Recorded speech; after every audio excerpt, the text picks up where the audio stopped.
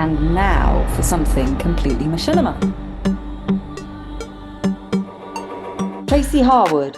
So I've done a little bit of digging around and I've discovered Ricky Grove. Fog comes in on little cat feet. Phil Rice. This is the best film that I've seen all year and maybe ever. Damien Valentine. Use the machinima, Luke.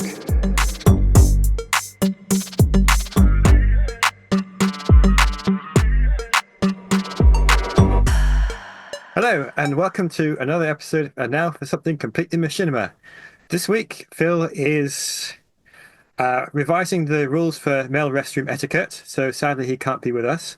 But I'm joined by my co-hosts, Ricky Grove and Ali. Tracy Harwood. hello. Hi. So this week, Ricky, it's your film you've chosen. So you've got a very interesting choice. So tell us about it, please. Yeah.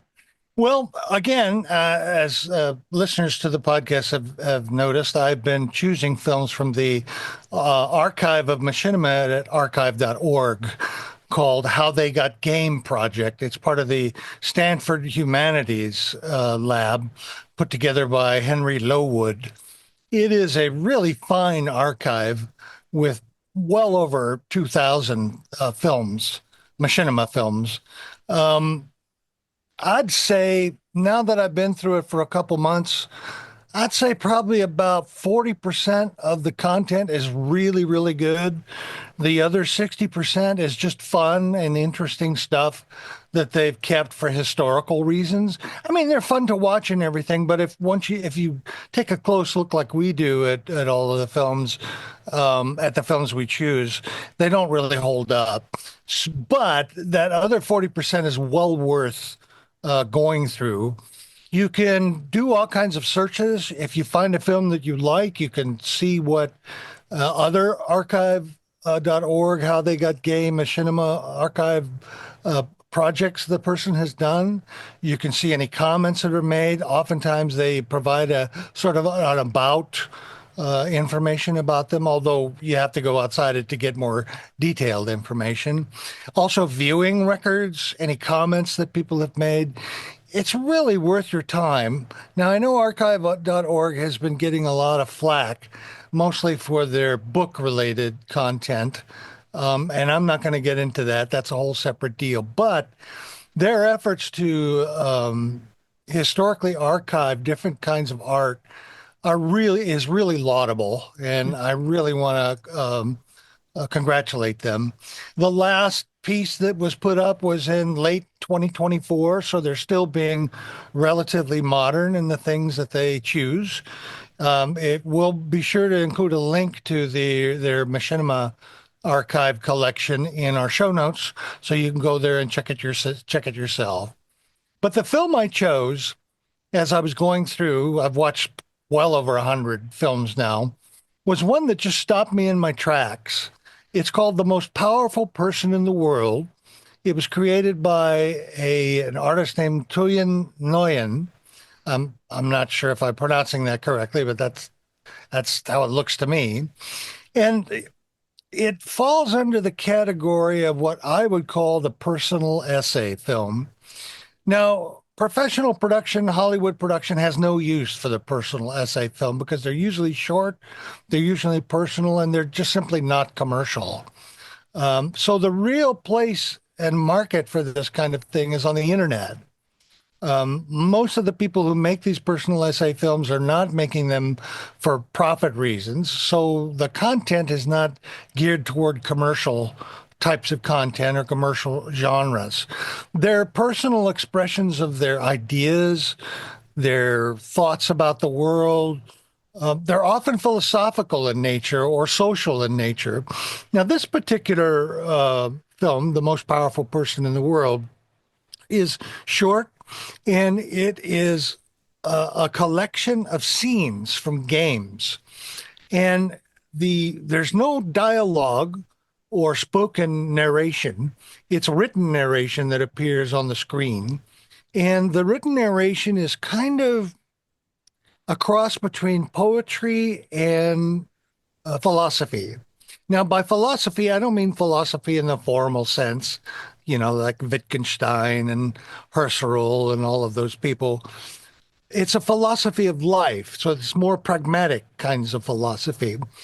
And as you start to watch this and you watch the scenes from the various games, he uses very intelligently uses the scenes from games that emphasize the point that he's trying to make. So things like, have you ever felt like a god? Have you ever been a hero? Have you ever been a villain? And he builds to, and you don't quite understand who this most powerful person in the world is. Your initial thoughts are sort of Marvel superhero kinds of things or great warrior or something. It's completely the opposite of any of that. And as you slowly realize the most powerful person in the world, and this is a bit of a spoiler, I'm sorry, but I don't think it'll make any difference watching it.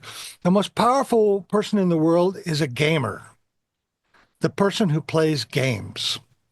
And in this case, it's Thuyen Nguyen.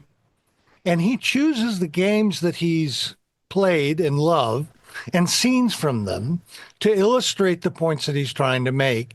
Now, he had to have developed an incredible knowledge of games and their content in order to edit it like this, because there must be 24 different games in it. And there are all kinds of games, from Half-Life to Asian fantasy games to Warcraft, just a wonderful collection of things that gives you an insight into what it is to be a person who loves to play video games. And using machinima to tell that story, I think, is just a brilliant idea.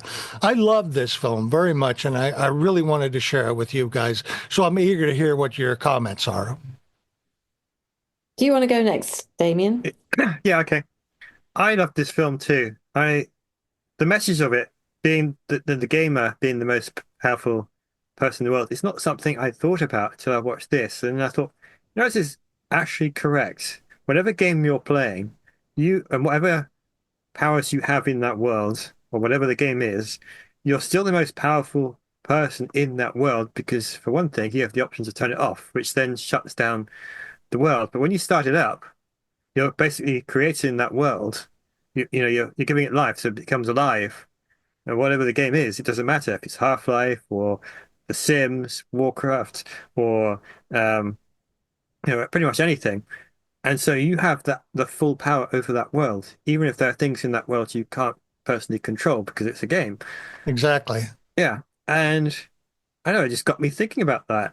And I started reflecting on all the games that I've played and not realized that, I'm basically the god of that world. I'm not trying to sound egotistical when I say that, but it's just the way it is. And I think this film really captures that, and that the text message that narrates it, that works so much better than if it was spoken. I think it's essential to have text for the narration to explain the philosophy behind it, because any voice would immediately drag you out of it. But when you're reading it, you're also looking at the worlds being shown in the various games that he's chosen for this video. And it's more of a passive form of narration as opposed to a person narrating it. Yeah, so I think that's the correct choice for this. And yeah, I just loved it. I think maybe my favorite pick of the month. So that's a good choice, Ricky. Oh, that's great. I knew you would. Yeah. I must admit, I when I saw it, it just plays. It's a shame Phil's not here to pick up on this one as well, because he would have loved this too, I think. I've got some insights into this a little bit, Cool. Which I'll share with you. Do you know what? I'm really not 100% sure how to pronounce his name either. It's Thuyen. In the description of this, he describes this as a love letter to video games. He talks about it as being a celebration, a defense, and a trip down memory lane. Now, at the time this was released, which was in 2007, this generated a lot of attention. I don't know if you remember that attention at the time, but it was not least because there was considerable backlash against video games in the mid 2000s in Australia, which is where he is based, and also elsewhere. And this, therefore, was actually an inspired defense of games and gamer culture in general.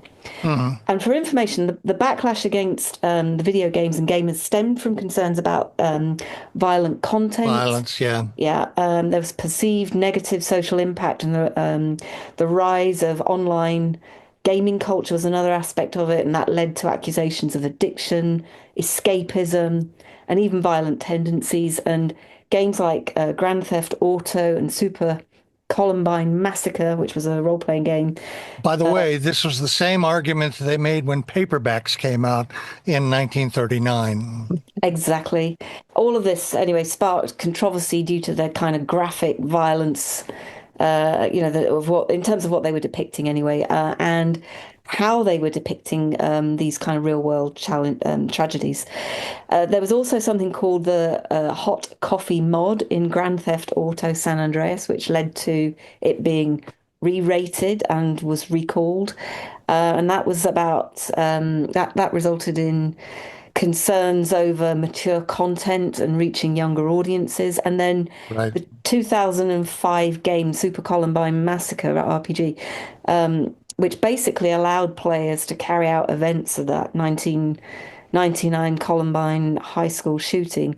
I mean, that game was both praised for its bold statement on free speech, but it was obviously also massively criticized for being distasteful. And it's into that context that this film was created.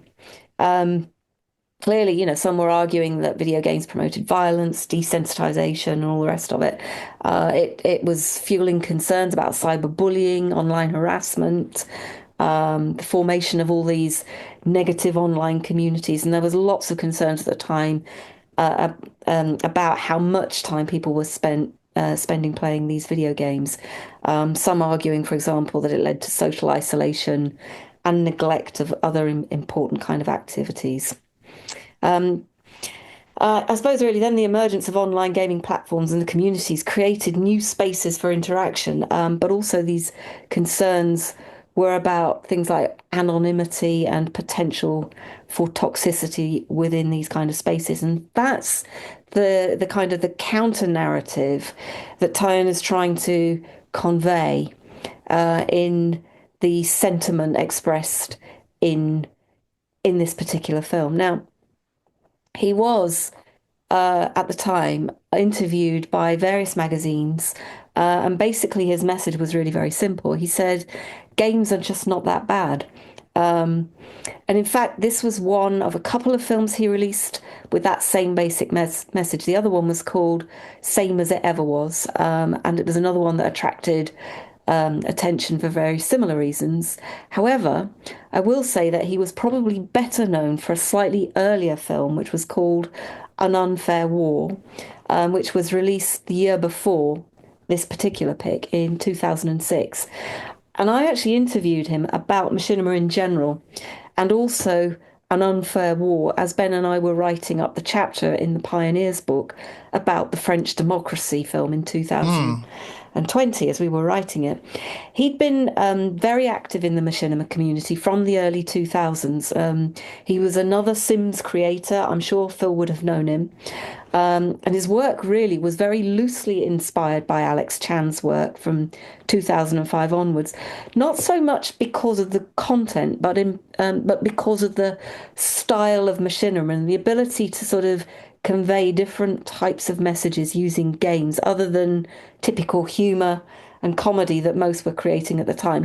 I remember him citing, most were things like Red versus Blue that everybody was kind of engaging with. So his Unfair War was something a little different that kind of took from what Alex was doing with French democracy. But in fact, it was inspired by his life story. He and his family had come to Australia as boat people.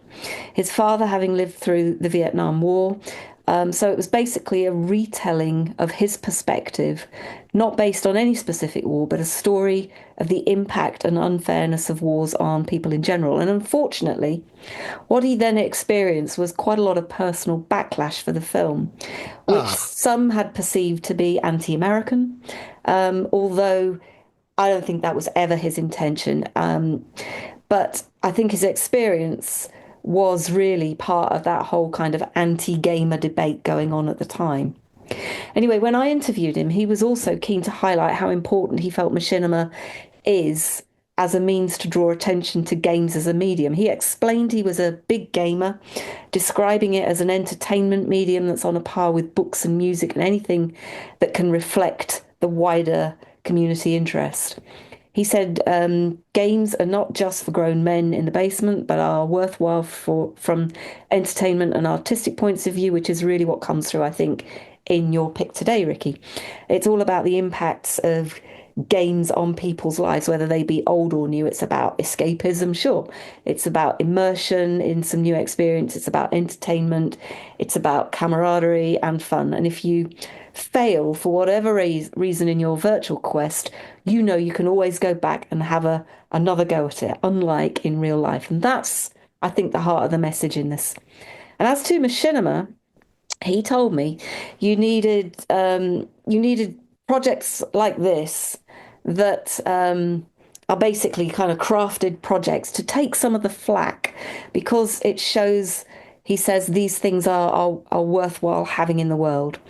And I think that was a general comment that he was making about machinima, but I think it was also about gamer culture in general, because for him, machinima as a tool had grown to such a level that, of course, movie studios, he said, were going to make use of it. Games, he said, look as good as movies. Films borrow inspiration from video games, and the tools are there to work with making filmmaking easier and better, and also changing the way digital effects are done. He also said that games nowadays are so breathtaking in their quality that he felt viewers were no longer willing to go along with the clunkiness of amateur creative content anymore. So it's not surprising that through all of this that we discover he didn't stick with machinima. He worked as part of a collective real-life filmmaking company for a while called Collective Noun Filmworks from the mid-2000s to the early 2010s, which won various awards for their work. Unfortunately, I couldn't find anything they'd done recently, although a few of the members have gone on to be professional filmmakers and even games developers, or independently of each other. At the time I talked to Thuyen, I did find out that he'd become a graphic and normal novel writer, moving huh. entirely away from visual formats.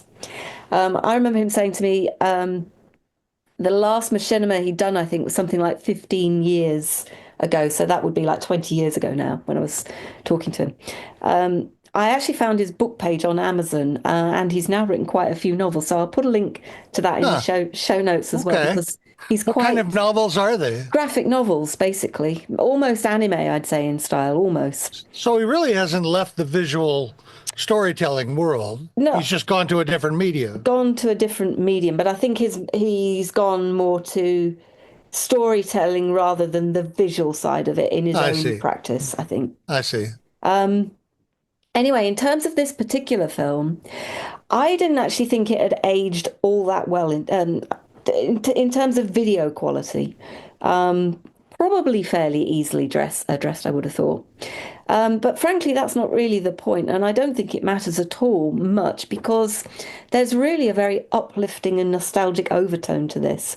Hmm. It is entirely positioned as reminiscing for games, including arcade games, although it mentions games could be any game of yesteryear and any future game too.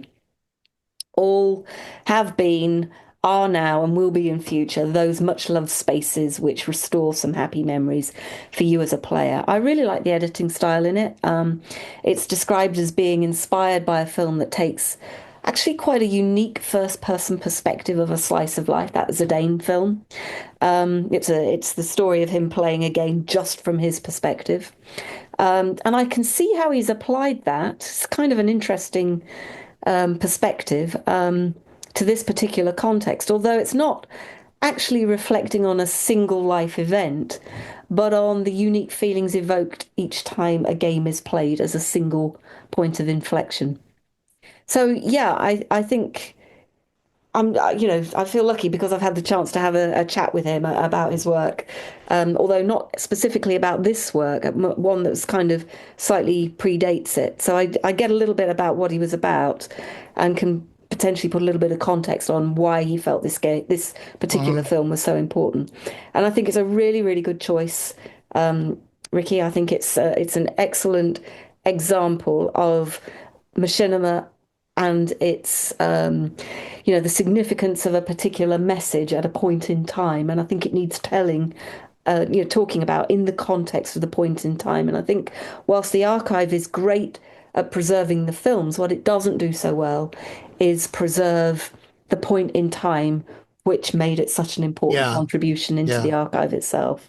So I Yeah. really enjoyed going back over my notes, and I hope that's given a bit more of a context and background to it.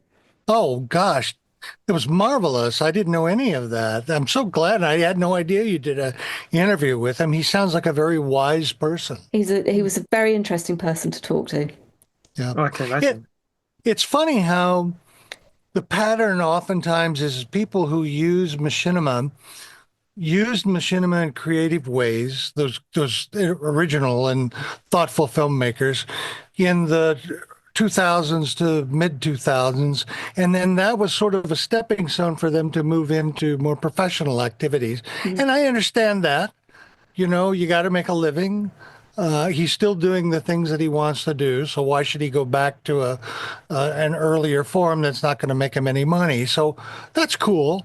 But I think the message you can get from everything that you've said in all of our comments is that filmmakers who are watching this, who want to make machinima films, should consider the personal essay film as a very interesting way to share your ideas about people, about the world, about current events. I mean, his response, rather than writing a big op-ed or a screed online, was to make a short film using tools and games that are cheap Mm.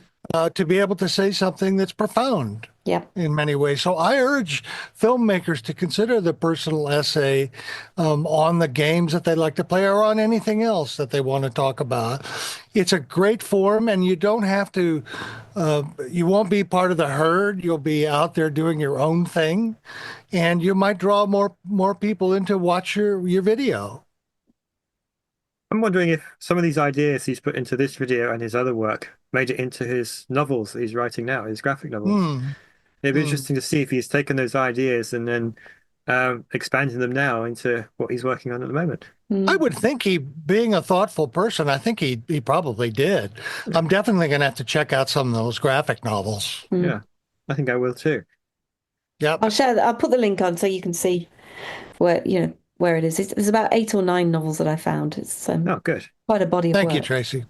So I urge everybody listening to this podcast or watching the podcast to check out The Most Powerful Person in the World by Thuyen Nguyen. Again, excuse me if I'm mispronouncing it, because it is really, especially if you love games, you'll really get a warm feeling at the end of this film, and it's very smartly and intelligently made. Thank you guys for your comments. Well, I think that wraps up for this episode. So again, thank you to my co-hosts Ricky Grove and Tracy Harwood. You're welcome. Happy to be here. If you've got any feedback about this film or the show or us, please send us an email at talk@completelymachinery.com, and you can check out our website at completelymachinery.com. And we'll be back next week with another review. So see you then. Bye. Bye.